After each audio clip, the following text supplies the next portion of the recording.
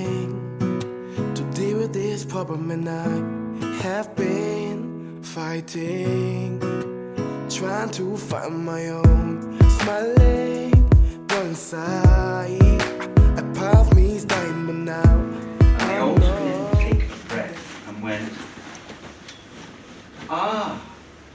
the horse's mouth. To which, because I'm a very good NLP student, I said, yes, the horse's mouth.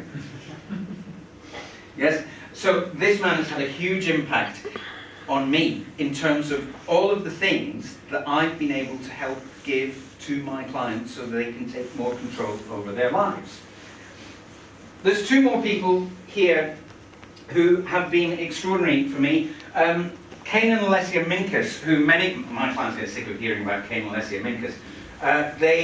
Together, they're married and they run Industry Rockstar, which is based in San Francisco. And it's more than 4 years ago that I met Kane. I went to an event at Excel, and the big main event was Tony Robbins. Tony Robbins spoke for 5 hours, and he was quite brilliant at it. And then he left the stage, and Kane was on next. Poor lad, with his business partner Jeff. And what he was unaware of when he entered the stage is that Tony Robbins travels with his own stage management and his own sound. And when Tony Robbins left the stage, his stage management and his sound unplugged everything. So when Kane took to the stage, he didn't have any sound, and there were 7,000 people in that room. And Kane tells me the story that he's wandering up and down, he's walking the aisles up and down, and the person who's standing next to him, or sitting next to him in the audience, says to his neighbour, "Is this a webinar? Where is this guy?" Because he couldn't be seen. But the funny thing was, what he did that afternoon had such an effect on me that even though I had no money at the time, I ran up to him at the very end of his presentation and gave him my credit card and said, "Here, take my money." He took 3,500 of my non-existent money then. But here's the thing, if I hadn't done that when I had no money, we wouldn't be here now. Because everything I've learned about how to build programs and how to be able to maximize the impact for my clients to then walk out of the program and do something different with their lives, none of that would have been possible. And funnily enough, as a result, I've been working with Kane and Alessia. And Alessia, by the way, the queen of sales. She's Italian, she's phenomenal. She taught me how to sell to people. She is one of the best salespeople I've ever met in my life. And an extraordinary woman to boot. They're married, and as a result of that, this picture here is actually me presenting for them, because the relationship is now going the other way. After all the investment that I have made in them, they're now paying me to present on their stages, and that's me presenting at an event that they did in London back in November of last year. Now, networking is huge, and I adore networking and properly networking. And so tonight I've brought a whole group of people who don't know each other together. Well, some of you may know each other, but I'm going to suggest to you, when you get an opportunity tonight, when the speakers are finished, and there's still some wine, and there's still some peanuts, my favourite, meet as many people as you can. Connect with as many people as you can here, because I remember one of the first times that I was working with Kane and Alessia, and he began the day, he's very American, he's very San Francisco, so we get a lot of, "Who's ready to play full out? Yay, give me a yay," that kind of Tony Robbins thing. But he said to say, I think there were about 60 British entrepreneurs in the room, and he said, "Okay, you've got 3 minutes, go and meet as many people as you possible. Network, find 5 people you have never met, make sure you know them, and da-da-da-da." And of course, being British entrepreneurs, we were all, "Oh really, must be 5 people, must I meet 5 people?" In 3 minutes, and so we sort of wandered around the room doing that. But in that 3 minutes, I met a woman from Switzerland who went, "Oh, you sound interesting, let's meet tonight." So we met tonight, and she brought 7 other women with her. And a week later, I was in Zurich, delivering to Zurich Insurance for the very first time, and I had £12,000 in my bank account, but a week earlier I didn't. All because I'd embraced meeting people who I had never met before. So, apart from the fact that you're going to get brilliant speakers tonight, may I ask you to embrace the possibility who is in this room who you don't know, who you can connect with tonight, and see maybe what's the possibility of what might happen. And please use the time. We're here till 9. Don't feel you have to rush off when we are finished. Stay, meet people, connect. Yes? I think I heard this last week from somebody who runs a networking group I'm part of. He said there are 3 different types of networkers: givers, takers, and feeders.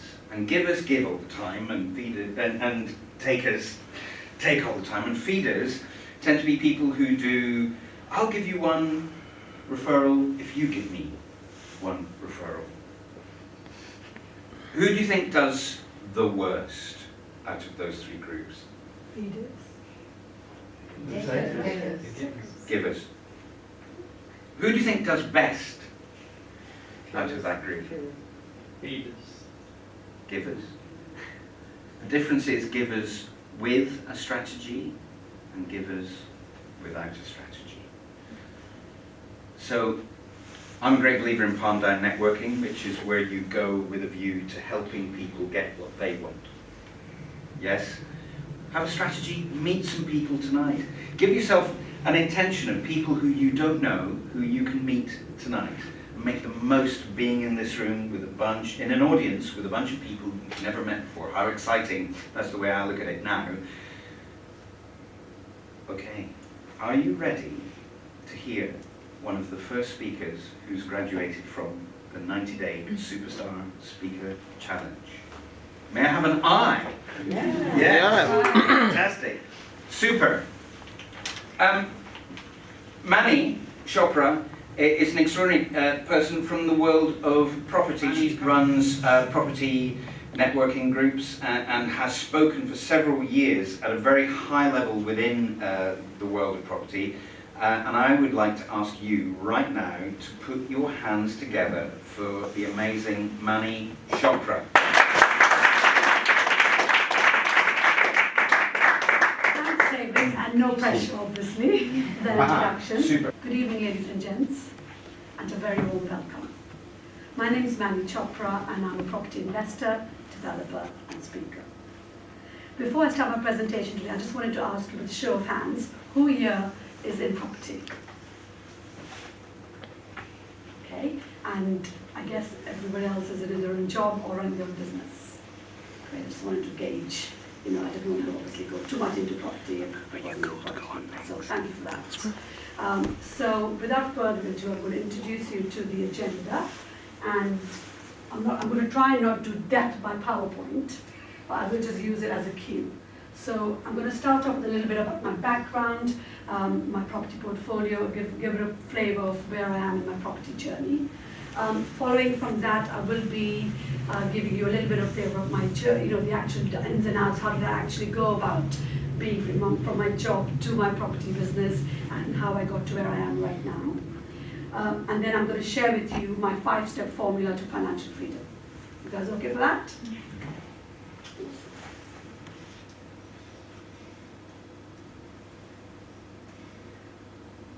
So in terms of where I am at, as I mentioned to you, I'm an investor, developer, and mentor in property.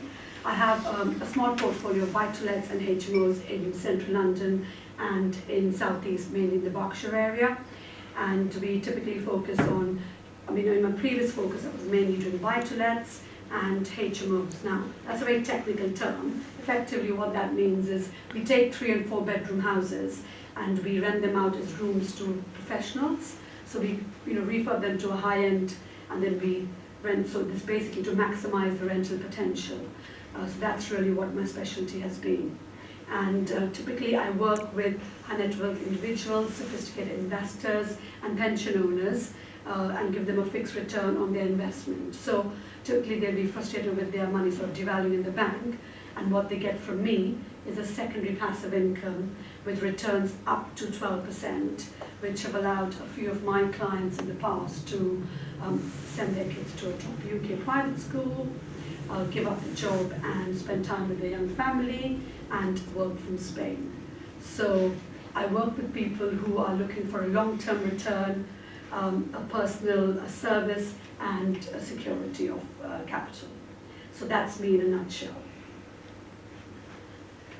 And I'm just sort of showing you a little bit here about the properties that we have in our portfolio.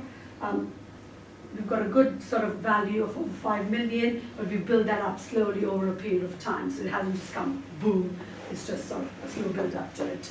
And our focus has primarily been up until sort of last year into building up a cash flow. So really, last couple of years that's changed and we're doing more sort of development projects. I'm going to sort of not go again too much into technical, but that's the sort of thing we're doing now. And I've got multiple businesses. I also have written a book. Very recently I published a new book, Cash Rich, Time Rich, and it's for people who are looking to be their own boss. Who here would like to be their own boss? Hopefully every one of us, right? So that was the reason why I did it, because I went through the journey and I wanted to share my journey with you guys. And that's my reason of writing the book. I've also started a new event that David mentioned, and I do a bit of public speaking, mainly at property events.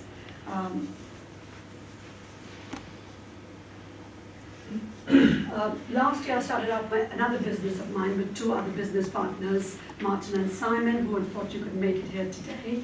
But we focus mainly on sort of buying houses, large houses, 4 or 5 bedroom houses, and splitting them into flats. We buy land, and we look at getting planning permission, and we either sell it with planning gain or then we convert and build flats. So that particular photograph actually shows you a plot we recently bought. It's a bungalow, and we put planning permission for 8 flats. So that just gives you sort of flavor of what we do with the property. So again, a little bit about my background. Originally I'm from Mumbai, back in India. I was the eldest of 4 kids, born and brought up in a sort of a traditional Sikh family environment, and very much lived at home until I got introduced to a young, at the time dashing, Mr. Romi Chopra, and literally it was from day 1 to meeting him and to day 4 of getting married to him in a court of law. So, as you can imagine, a bit of a shock to my system, and literally before I knew it, I found myself at London Heathrow. So here I was, new country, new culture, and yes, it was daunting. However, I was very determined to make a go of not just my marriage, but also my work life. And with that in mind, I got myself a job, as you do, and things started to settle down until I felt like a bomb had exploded in our lives. Obviously, not really, but we had 2 kids in a space of 2 years. So as some of you in the audience might have experienced something similar, my sort of life perspective and priorities completely changed from then on. And I started to think about how I can sort of, have more control over my time and spend more time with them. Because, for me it was very important, because I felt that for me, when growing up, it was very different. Because my mum, was being one of 4, my mum didn't really have much time for us, and I didn't have that closeness relationship. And I really longed for that sort of one-on-one, although obviously she's loving and caring and all the rest of it, and I love her to bits. But it wasn't that, being part of my life sort of thing. It was very much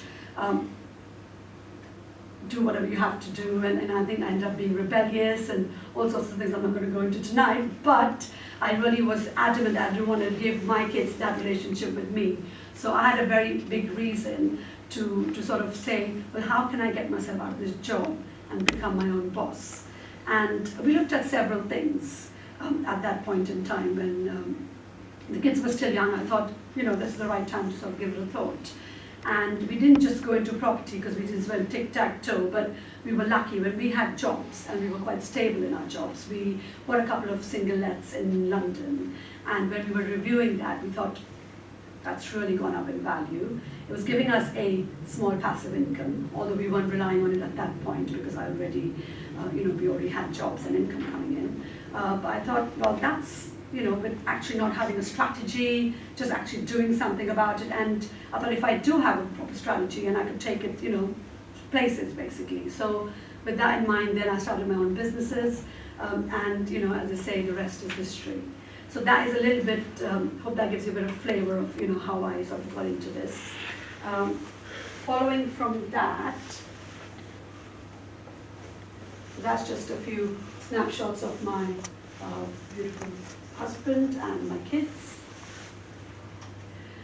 And, I think it's very important to actually know what your why is, because it's very easy, and I'm not sure if you agree or not, to actually stay in your job, because at that point I'd been in corporate for over 11 years. So it would have been very easy for me to say, well, actually, I'm just going to let it go and, try and juggle my life around that. But because my why was so desperate, and I wanted to, really make a go of it and, achieve my dream, I sort of got out of my comfort zone and I made it happen.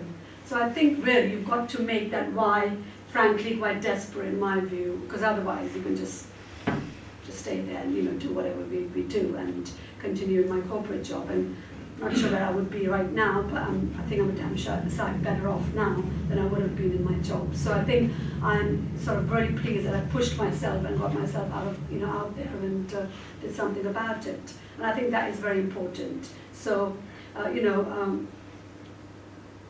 think you've got to dig deep, really, if you want to do something different, and if financial freedom is your goal. So that is really, because that's what I wanted to share with you.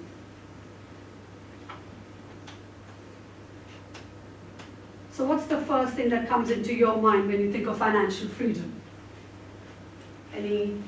Holidays. Pardon? Holidays. Holidays, freedom. Absolutely. And that was the first thing I thought of when I thought financial freedom, in a yacht somewhere or on a beach sipping champagne and things. But, that's great, and we are in a position to do that, and I'm sure, a few of us in the room are. However, that wasn't my ultimate goal, because I think I'm too sort of answer my pants type of person. I can't sit on my beach for too long. For me, really, it was very much freedom of time, so I can do whatever I want to do in my time. Freedom of money, obviously, to sustain the lifestyle I had from when I was in my job. And freedom of choice, to allow me to pursue the things that I want to pursue. Back in 2010, after a lot of deliberation and discussions, I decided, and I put my foot down with my husband, obviously, and I said, well, I'm going to take the sabbatical. And so I did. And my target was that by the end of the year, I'm going to achieve £3,000, which was going to be allowing me to replace my income from my job and then go my way. And in the beginning, I thought, oh, how easy it's going to be, obviously. Raise some money, do some deals, and replace your income. So off I went. And what do you think the first thing I did? I did courses, I did networking, I obviously tried to learn as much as I could, just became a sponge effectively, and literally just every single networking event there was in property. And very quickly I realized that I'm not going to be able to sort of do 5, 10, 15, 20 buy-to-lets, because effectively what a buy-to-let investment is everybody in the room familiar with buy-to-let? Yeah. So you buy a house and you let it out to a family. And typically what happens is in the sort of areas that we are in, either London or South East, at the end of the investment, you typically make £100, £200 at the end of the month after you've sort of paid the mortgage, bills and everything. And you would have to typically put in 25% of the purchase price into the deal. So as you can see, you're putting in a lot of money and not really getting much out of it. So if you want to make £3,000, you need about 15, 20 of those to be able to do that. So very quickly I realized I'm not going to be able to do that. And I learned about this thing called the HMO, which stands in technical terms, house or multiple occupation, but effectively in plain English, it's just a professional house share. Those sort of investments typically can make you £1,000 up to even £2,000 a month net income after mortgage costs and everything. So I thought, if I can get a couple of those, then I'm going to be okay. And off I went looking for those deals. And eventually, after about 6, 8 months of hard groundwork, and literally looking at 10, 15, 20 properties a week. Simultaneously, I was also trying to organize the finance for it. So we didn't actually have any cash ready, but we did have, as I mentioned, a couple of buy-to-lets. So we refinanced one of them, the one in East Sheen in London, and we managed to pull out over 100 grand. So we had the money ready, and we were just waiting for the right deal. Eventually, I stumbled upon my right deal, and it was in an area called Bracknell in the southeast. However, it didn't really meet the 3 golden rules of property investing. Would you like to know what they were? Yes. So it wasn't 25% below market value or discounted, because when you went to the courses, they said you must buy 25% discount and all that. It wasn't something where you could add value to it. So it wasn't like, old dilapidated piece where you could add value, then refinance, and then pull your money out. And it wasn't up north. No offense, but you know what I mean? So, however, it met my criteria of cash flow. So after paying all the bills and mortgage and everything, it was going to give me £1,500 net. And that was literally halfway towards my target of £3,000, if you remember in the beginning when I said to you. So I thought, well, you've got to just do it. And eventually I convinced my husband that is the right thing to do, and we made that, bought that property. It was a 5-bedroom property, so it had a potential of 6 lettable rooms. So I was making roughly gross rent about £3,000, but after tax and everything, £1,500, and that was great. So I set it all up, and I had all the tenants move in, and it was great. And then I went to my bank account on the 1st of every month, and ka-ching, every month you had the £3,000 in your account. And that was the moment when I thought, well, actually, if I could just do a couple more of those, I'm sorted. And I know how difficult it's going to be, except obviously there's an element of raising finance. So unfortunately for me, it was very much towards the end of my sabbatical. And here I was thinking, damn, what am I going to do? So I had to unfortunately eat humble pie and go back to work, even though it wasn't something that I really wanted to do. But I guess we do what we have to do, right? And so I went back to work, felt like a failure, a bit miserable. And I think it was really in my head, and I was almost embarrassed to be at work, as though the whole world knew that I haven't achieved my target, and you know what I mean? It's just your own internal story, which nobody obviously has a clue, but you're thinking, damn, I didn't get to it. But after a few days of being miserable, I got back on my feet, and I thought, you know what? They posted me on a project because I was in IT. I don't know if I mentioned that in the beginning. So I'd been a consultancy IT. I was in a consultancy IT company, and they would send you on different projects. And they sent me on this project, which was an 1.5-hour drive away. So just the pain of doing that was so strong. I thought, damn this, I'm going to beat this again. And I thought, well, how am I going to fund my second purchase? Because a lot of these projects take, you spend about 100 grand doing it up, and buying it, doing it up, it takes 100 grand roughly. So luckily for us, we had bought an investment property back in 2004 over in Mumbai. And at that point, the market was really flat in Mumbai. But from there on, the market just went skyrocketed. And by the time I was looking at that property again, we'd quadrupled our money, if not 5 times really. So we thought, let's sell that property, and then we can fund the second deal that I wanted to do. And we got that sorted, and then I bought my second one, which was 4-bedroom. It needed a lot of work doing to it, so there was this element of adding value to it and being able to refinance it pretty quickly. So yeah, we stripped it back to brick effectively, because it was a probated, it was really run down. So we did the electrics, new heating system, literally we did everything done, and then we got 5 tenants moved in there. And at the end of it, I was making £1,200 a month net, again after mortgage and everything. So going back to my first deal, there was a garage there actually, with a potential to convert it into sort of a self-contained apartment, if you like. And so I went back and did that project as well. And now at this point I was earning well in excess of £3,000, which was my sort of target. So what do you think I did next? Doubled it. Doubled it now, but at that time obviously I quit my job, I put my resignation in, and there I was, my own boss. obviously it was a bit daunting from being in this big open plan office, running your own team, being a team leader, to, your home office, your little zone where that's it really, and then you've got to start from scratch. But today that was the best thing I ever did, I think, and that sort of changed my life. So I think that was what I wanted to share with you, and hope you had some, insights and tips that would hopefully inspire you in your life with that. And on that count, I'm going to give you a very quick snapshot of my 5-step formula. You guys okay for that? Mm-hmm. So it really is a combination of a few things, and it's no secret, but what I thought was I'll mention to you all 5, but I'm going to focus on one of them, obviously because of time constraints, which I think is most important and most relevant, and it's not really for property people, it's for everyone in the room. So, my first one is education. Not just in property, but for me that's been instrumental in getting my team together, raising funds, working with investors, getting more deals to me, sort of becoming the deal magnet, as it were, because it's all about, in property generally, it's all about juggling your deals and your funding. If you have a deal and no money, you can't do it. If you have money and no deal, it's still no good. So you've got to juggle that and get the timing right. So for me, education has been, instrumental in my journey. The second one, which I would like to really share a little bit more on, is mindset. Would you agree mindset is probably the most important thing for all of us?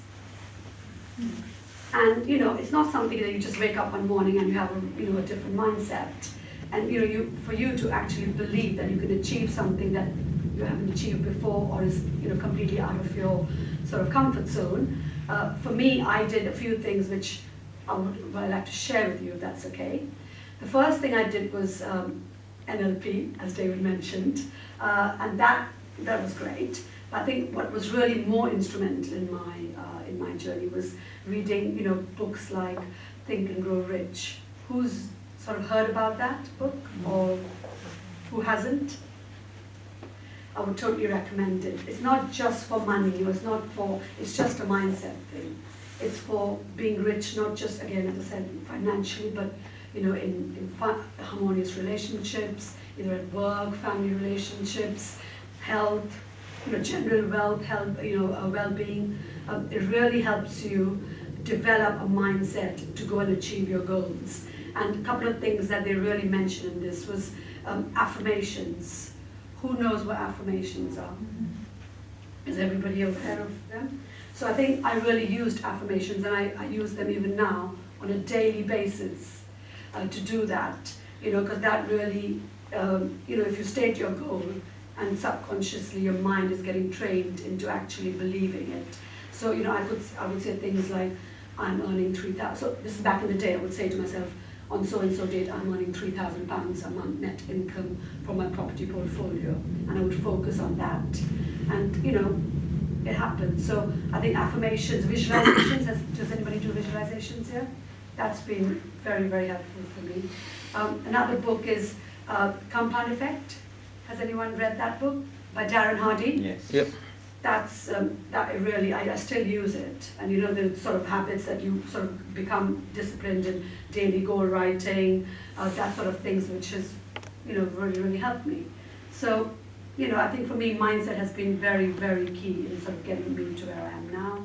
And I think the rest of the 3 steps was research. Obviously, we need to do research. I was going to spend a lot of money in all my deals. I had to make sure that there is a market for my sort of properties in the area that I was investing. So we did a lot of dummy adverts in websites and things like that. I also had strategy as a key thing. You need to know where you are in your business, whether it's your sales strategy, marketing strategy, whatever that is. In property, you need to know whether you're going to be actively investing, you want to be a passive investor, where you're going to get your funds from. And there are lots of property strategies like lease options and things which I'm not going to bore you about. But you need to know what your strategy is going to be. Mine was HMOs. But it's just that. And then the last one is action. You can have all this mindset stuff and you can have knowledge and networking, but if you don't actually take massive action, what's the word, guys? Massive action. Then, I think definitely you're not going to get to your goal. So that's me, Nani Chopra, and hope you enjoyed this talk. Superb. Massive action, fantastic. I'm a great believer in massive action myself and in mindset. And it's funny that you should mention that, because I remember very much working with a client who used to freeze. He was the CEO of an organisation, maybe 50 people in it, pharmaceuticals company. He used to freeze every Monday morning, 9 a.m, when he started presenting to every member of staff. And when we began working together, I found out that his method of preparing for his presentation was to write on his whiteboard the words, "This must not be shit." That was it. And he'd stare at that for 7 days. Can you imagine what that might do to your mindset over a period of 7 days? And what kind of action might be prompted by that being your mindset? Because a little gift for those of you who don't know this, your brain cannot accommodate a negative. You can't not think about something. So if I say to you right now, whatever you do, do not think of a blue elephant in a tree. You have to create a blue elephant in a tree in order to then attempt to erase it.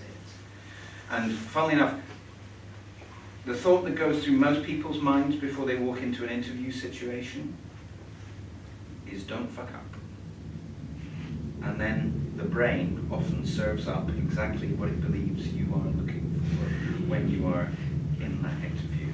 Now, that's my segue here for my next guest this evening. Has interviewed me twice on his brilliant television program, The Digging Deep Show, which, who's got Sky? May I have a show of hands who's got a Sky box in this room? Who's got access to YouTube in this room? Who's living in the 19th century? Lovely, super. So my advice to you, after I introduce the rather brilliant Kunzi Kofi to you this evening, I'm going to say, go check him out. If you've got a Skybox, check out his show, it's fantastic. If you don't, check him out on YouTube, he is fantastic. Ladies and gentlemen, Kunzi Kofi! Thank you very much. David invited me and said, tonight I must come and share a story. I said, well, thank you. I come from Africa, and in Africa we tell stories. My dad used to tell me a story of some college students who at one given time they were fed up with the system of the university, and they decided to sit down and say, let's make a demonstration. Was it telling the admin, and they're not listening to us. So they put their posters, they send emails, letters, guys, let's meet on this day, we want to make a big demo. And as God have it, the senior officials of the university heard about it. So they also sent some messages, emails, texts, and everything, and say, if you are going to participate in this campaign, you will leave the school. Then on the day, all the students were sitting in a big auditorium, and they were asking, guys, what can we do? Can we compromise and just go to our dorms and relax, wait whilst the system is like this? Then, you know, among people, there are those with good strategies. You need to write a good letter. I know to draft. You know, with journalist students, they know how to write good letters. And the accountants were calculating, if we do that, we'll do this. You know, everybody putting their minds together. And there was this little guy who was sitting behind, and he raised up his hand. The dean said, yes, young man. He said, ahoy, my comrades, which was kind of their war cry or their motto. He said, ahoy, students. Then the rest of the students said, ahoy, ahoy, students, ahoy. Said, gentlemen, for me, I think the way forward is going forward. And the rest of the students stood up, and they went to the admin to start the campaign or the march. So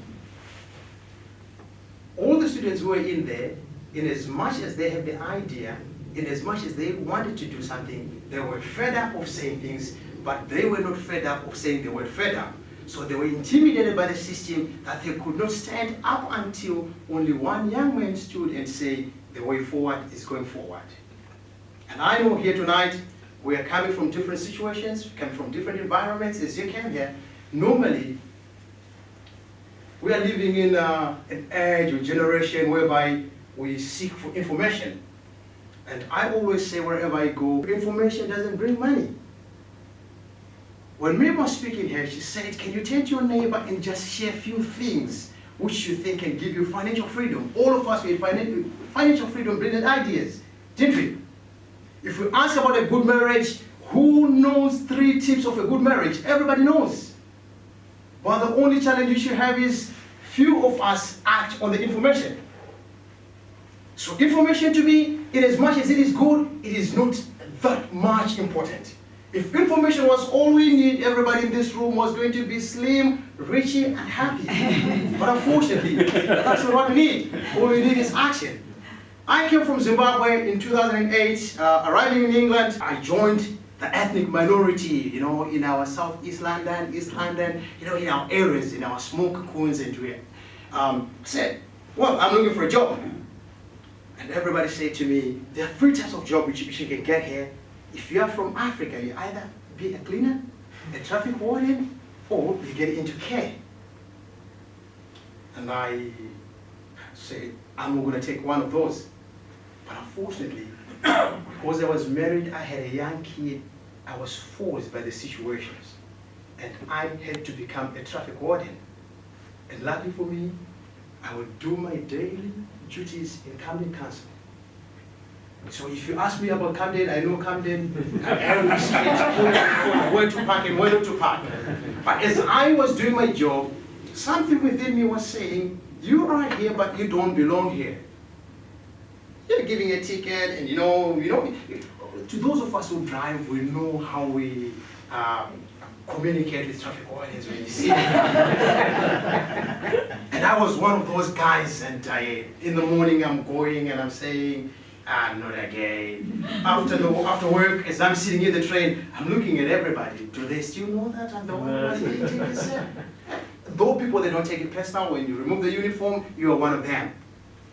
So, my idea was, what can I do that can bring a change to my community, mainly to change the mindset. There's a big challenge that if you come from where you come from, if you are from Bedfordshire, and you work in Bedfordshire, you grew up there, you are married there, your house is there, you do shopping there, your mind becomes a Bedfordshire mentality. So even if you come to London, almost everything you see relates to Bedfordshire. So the same thing happens as well to us as immigrants. When you leave our countries coming here, you'll be in England, but you are an African and you're living an African life, you're eating African food and all this stuff. So I said, what can I do? And one thought which came to me was, I have to use the N word. So I began to stamp on the N word. The N word is networking. Because all the people of my community, they were doing the same thing. So for me to get out of that and start doing another thing, I have to meet with people who have a different mindset. And how do you do that? You have to go somewhere and you meet somebody who says, oh, this is how I'll do it and this is how I'm doing. If you want to do this, you go 1, 2, 3 steps. But after you have been charged, you go there, you meet your same circles, and they discharge you. Probably 90% of our friends, if you have friends, they are friends of proximity because they live next to us. And because they are friends of proximity, we do the same things over and over again. And we do not see anything wrong with that. The biggest challenge, even if you use the N word as much as you can and go for networking, the F word will be gripping you. It will be holding you. The F word is F-E-A-R, fear. So after you have left everything, David Roller said to you, you can make it, you can do a great business, you can do that. When you go there, the F word, which is forget everything and run. So I will forget everything in my house, and I will run to Camden, and then I can do it. There are some better people who can do it. But you know what I did? One Monday morning, I went into the office and I sat down, I took a piece of paper and I wrote a letter to my boss and I said, I decided to quit, I have found greener pastures. That was the line. There was nothing there. I went and I put the letter, the resignation letter. And Mr. Wale called me and said, young man, where are you going? And I said, I found somewhere better to go. And he said, where exactly are you going? I said, I'm going to school. I said, which university? I said, there's a college in my area where I'm going. Eventually, he accepted my resignation letter and I went home. For 3 months, I was home and I was thinking of what can I do and how can I do it. And eventually, though I had the idea of having a television show, the only thing which was holding me back was the money. So, at times it's good to listen to people who are open-minded, and I was listening to another guy by the name Les Brown, who is one of the top motivational speakers from America, and as Les was speaking, he charged me up, and I picked up the phone and I called TMH Media, who are one of the companies which manages most of the ethnic minority television stations, and I said, I want to go on TV. They said, do you know how much it costs? I said, please give me the bill. They told me this. I said, yes. Yeah, I'm ready. Do you have the footage? I said, I've got everything. Can you send me the contract forms? They sent me the contract forms. I looked at it. I sat down with my wife. I said, baby, look at this. This is what we want to do. And she said, are you crazy? How are we going to look at the kid? I convinced her. We signed the contract. We sent the contract. And in the contract, they wanted £1,000 for me to activate the deal. And in my account, there was £13 or so. So I couldn't write a check to them. I sent the contract and I called them. I said, I mistakenly sent the contract. I forgot to send the check. So I'll send you the check first thing tomorrow morning. Then first thing tomorrow morning, I sent the check to them. The check, having no money in my account, what did I do? I wrote a check of £260 deliberately. And the £260 was correct, 60 pounds in words, £265 in letters. So when they received, 3 days later, they received the contract, they called me, they said, I'm not so sure if you send the right check to us. I said, what happened? You sent us the wrong check, this is it, and that. I said, hang on, I'll send you the right check. And all this time I was running around trying to gather a little this, a little there. And eventually I called them and I gave them half of the money which they wanted straight away into their account. And the guy said, oh, well, that's fine. You are on air. I kept on running around. I managed to find the other £500. I sent it to the television station. Then I'm free. My show, I was given a slot of Monday morning, Monday night, 11:30, close to midnight. So it starts 11:30 midnight up to 12 o'clock in the morning. And all of you in this room, you tell me, unless otherwise you're waiting for a special thing, on a Monday morning, you can't wait for anything up until 11:30 p.m. Unfortunately, that's what I was given. So I sent emails, messages to all the people in the community. This is the show which you have been waiting for. I'm the man. I'll do this and that and that and that. It was supposed to be launched on the 12th of October, which was my birthday. So I was, so happy, saying, yes, my dream, I can do it. And 8 o'clock, I was sitting on the television with the remote in my hands, waiting 9, 10, 11, 11:30. The program didn't come. 11:45, 12 o'clock, unfortunately for that night, Faith TV, I don't know what happened, they didn't show the program. And 15 minutes later, I started to receive text messages, phone calls. We knew it was a scam. He knew we wanted to do this to us. We knew this was the thing. We knew this was that. And it was one of the nights, which was one of the longest nights in my life. Woke up the next morning, I called the television and they said, we are apologizing for the inconvenient cause. What you can do is we can give you 1 more week extra. But I'm saying, hang on, the people there cannot call and tell them this. But that's life. It has a name, it's called life. You have to take up with it. And from there, my mentor taught me 2 rules of life. 3, by the way. And rule number 1 is said, the rule number 1 of life, thou shalt not be afraid of little things. He said, are you worried? I said, yes. He said, can you do anything about it? I said, no. He said, why worry? He said, are you worried? I said, yes. He said, can you do anything about it? I said, no. He said, why worry? Are you worried? Yes. Can you do anything about it? I said, yes. He said, then why worry? Because you can do something about it. So, in life, everything is little. You don't have to be worried if you do not have an answer. You don't have to be worried if you have the answer. Because either the two, there is nothing which you're going to achieve apart from just pulling yourself down. And as you know, the community we live, I don't know where you come from, but right here in London, everybody got a PhD. Everybody in this room got a PhD. Immediately after you do whatever you do, if it is not correct, PhD, pull him down, pull her down. So the messages begin to come, pulling me down. You cannot do it, you cannot do it, you cannot do it. And whenever you are being fed with negative information, first it comes into your ears, then you begin to visualize it, and if you're not careful, you start to see, say it, and live it. But luckily for me, I managed to push over. And here I am today. The show is still going on. It has been going on for the past 3 years. And this October we'll be celebrating our 4th year on Sky 590. Why and how have I managed to do that? It is because of rule number 2. The rule number 2 says, in life, everything is little. As long as you wake up and you see yourself here on top of the earth, you are fine. Remember, someone is going under the very same day you're waking up. So in life, everything is little. What cannot kill you, it makes you strong. So to me, I did not see it as criticism. I did not see it as PhD. I saw it as people who are so concerned about me and they want me to do what I wanted to do.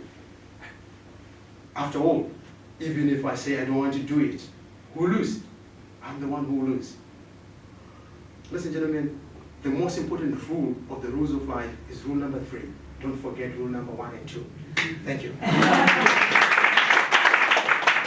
I hope you're having a fascinating evening. I hope you're curious. You're not, you're having a terrible time. I hope people have made you curious about their stories. And I'm now about to introduce to you an extraordinary woman who was introduced to me back in September, wasn't it, by our mutual friend and one of my mentors, Christopher Lambert Corwin. So, Sarah Windrum's passionate about many things, technology and business growth and young people, and has a special interest in women in technology. She's the CEO of a technology company. She's a school governor. She's a board member on the Warwickshire Local Enterprise Partnership, and she's the vice chair of the Skills in Tech UK. Am I right? Is that yes? She's also a fundraiser, a volunteer, and tonight, especially a friend. Ladies and gentlemen, put your hands together for the extraordinary Sarah Windrum. Thank you. Thank you very much, David. I'd say that introduction was so good, I may have written it myself. You did. Good evening, everybody. I'm really excited to be here this evening. I'm also very excited and relieved to have finished the 90-day speaker challenge. It's been a real personal and very important journey for me, this 90-day challenge. And so I'd like to say a massive thank you to Scott and Manny and Danielle, wherever she is, for being part of that. I'm here to talk to you this evening about how I found my value. And because I'm hoping that by sharing my story, if you're struggling perhaps to find your value, that it might help. As David has told you, my name is Sarah. I'm a business owner. I'm a philanthropist. I'm a mother. I'm a friend. I take all of my roles very seriously. I feel a great deal of responsibility towards them. And that's why finding my value has been so important. Because to every role, to every responsibility, to every relationship, you bring something unique to you, your value, and in return, you will get something that you don't have, that you want, or you need? Now in the business context, it's quite easy to explain it to you. I run a technology consultancy called the Emerald Group. If you were a typical customer of ours, you would be a small to medium-sized business, and you would have issues with your operational processes, and you'd be looking to use technology to make them more effective, to make your business more efficient and ultimately more profitable.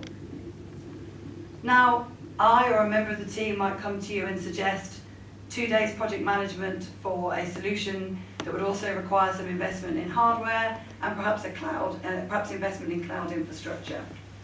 And that might cost you about £5,000. But I could demonstrate to you over the next 5 years, a year-on-year return on investment of between £18,000 and £20,000. So you would say to me, that's a good value exchange. The same is true of personal situations as well. We were talking about it earlier. We're all here this evening. We've given our time and our energy to be here. And in return, perhaps you're here because you're supporting someone you love. Perhaps you're here because you want to learn something new. Perhaps you're here because you're interested in the 90-day challenge and would like to know more about what it entails.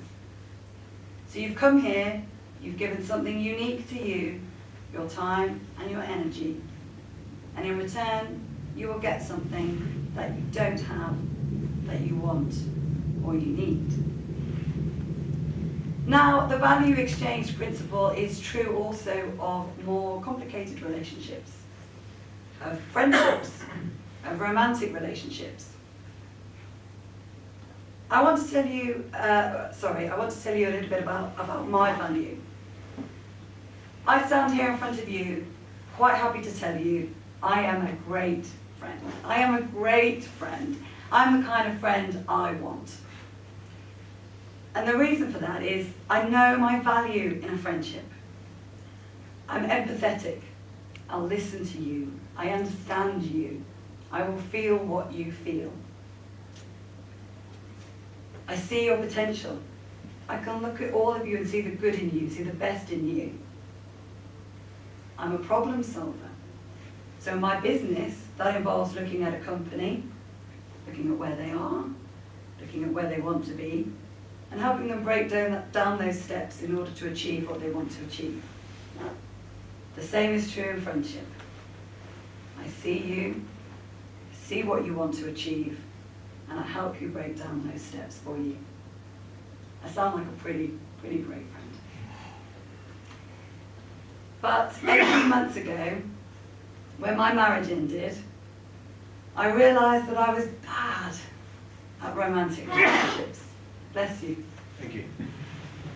And the reason I was bad at romantic relationships is because I didn't know my value. I want to take you on a little bit of my personal journey. I grew up in a house with 2 parents who were desperately unhappy in their marriage. They were so unhappy that they were both verbally and physically abusive towards each other. In my late teens and early 20s, I ended up in an abusive relationship myself for several years. I came out of that relationship straight into my marriage. I wanted safety, I wanted security. The problem was, over 10 years, that safety and security became claustrophobic and stifling. Now I want you to think about your story for a moment. I'd like you to think about a time in your past, a moment of growth, a moment of change, a moment, perhaps you might say, you began to lay the foundations of the person that you are today. We've heard about some of those moments this evening. I want you to go back to that moment. I want you to think about it. I want to share my moment with you. My moment is lying on the bathroom floor in the house I shared with my abusive partner. I've been physically abused I've been sexually abused, and I'm lying on that bathroom floor, too frightened to move. I wonder if your moment is a moment of pain as well. I imagine it is, because it's in pain that we grow and we develop as people. How does it feel now, looking back at that moment? Looking back to the person that you were then? Do you feel strong when you see yourself here in comparison to that person that you were? Do you feel proud of how far you have come from what you were then to what you are now? Does it make you feel good to know that you came from that place of pain, maybe that rock bottom place like me, and you built yourself up to where you are today? And it's okay to go to a moment like that, because I've asked you to dip your toe in for a moment. But my problem was, I was living there. I was stuck, doing that all the time, looking back at the person I was then, comparing her to the person I am now, because it made me feel strong, because it made me feel proud, because it made me feel good. And the problem with doing that is that you can't move forward.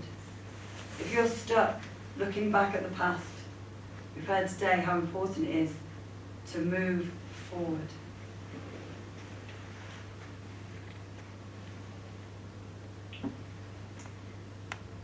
And what I also realised, the reason I couldn't move forward in my romantic relationships was by being stuck looking at the past. I wasn't bringing my value to them. I'm empathetic, but you can't have empathy unless you're open and vulnerable. And I was so busy being strong, comparing myself to the weak person that I was, that I couldn't be open and I couldn't be vulnerable for people.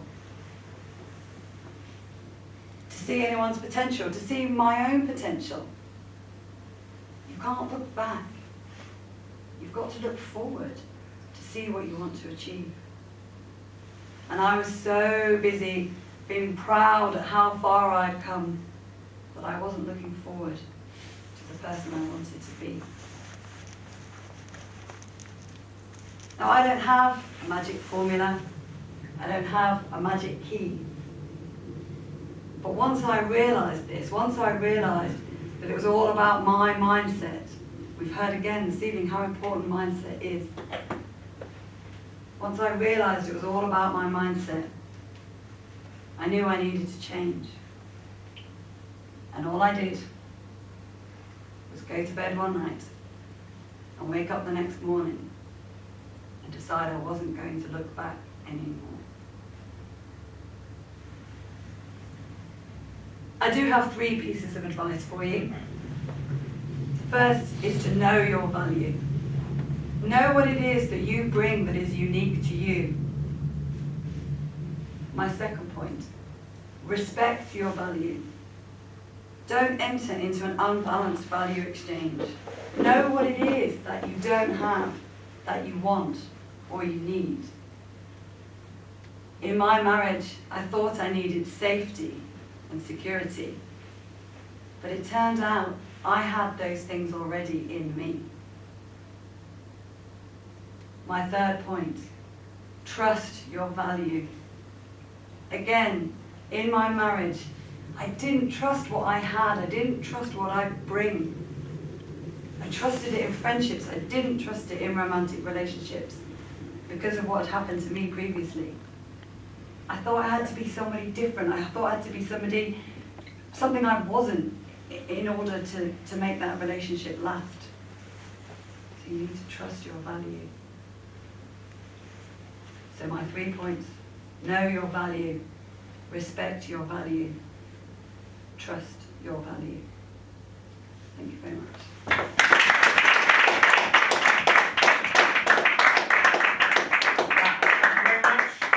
Thank you very much. So it's 8:30. Is she brilliant?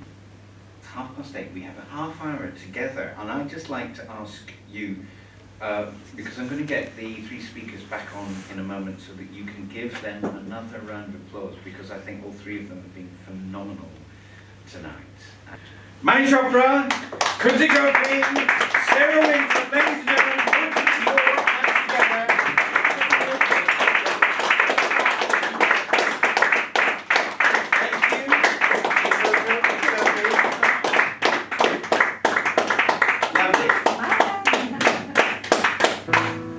So, please have a seat.